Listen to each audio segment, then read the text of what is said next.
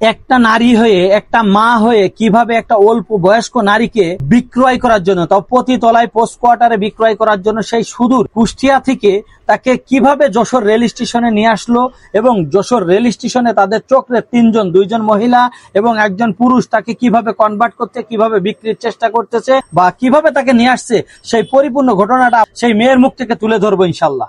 মানে তোমার এই দুই মহিলা কোথাতে নিয়ে আসছে?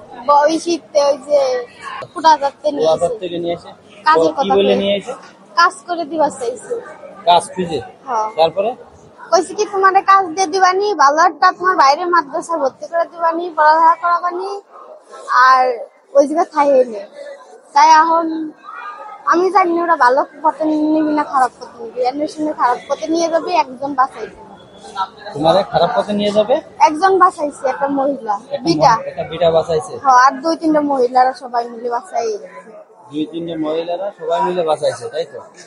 এই জায়গায় তোমার যশোর ওই পোস্ট কোয়ার্টারে ওই জায়গা নিয়ে গেল, তাই না? হ্যাঁ, এখান থেকে তোমার একটা মহিলা আর একটা 2-3টা মহিলা আর একটা বিটা বাঁচাইছে। এই যে বিটা আমার কাছে দিয়ে গেল, উনি না আরেকজন, উনি হলো এই জায়গার কি জিএম না কি নাম জানো না, আমাকে দিয়ে যে বললো তো ভাই ইনারে একটু উনারে টাকা দিলো, উনি আমার দিয়ে গেল, এটা পৌঁছায় দাও, তাই না? তোমার সমস্যা নেই, আমি আছি পুরো, তখন তো আমি পৌঁছাই দেবো।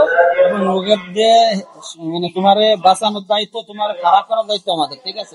তুমি আমার সাথে যাবা, আর তোমার বাইরে নিয়ে তুমি বাড়ি চলে যাবা।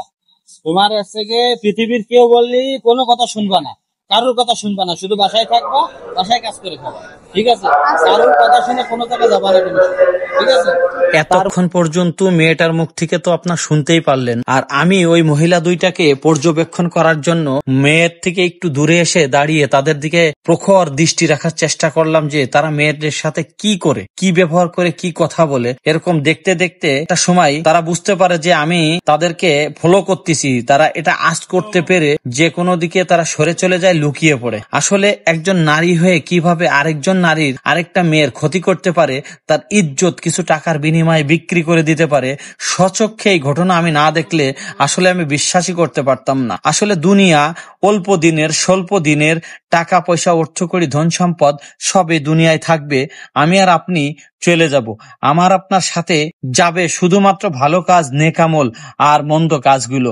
একজন মানুষ কি কখনোই চিন্তা করে না যে কোনো সময় আমি মৃত্যুবরণ করব।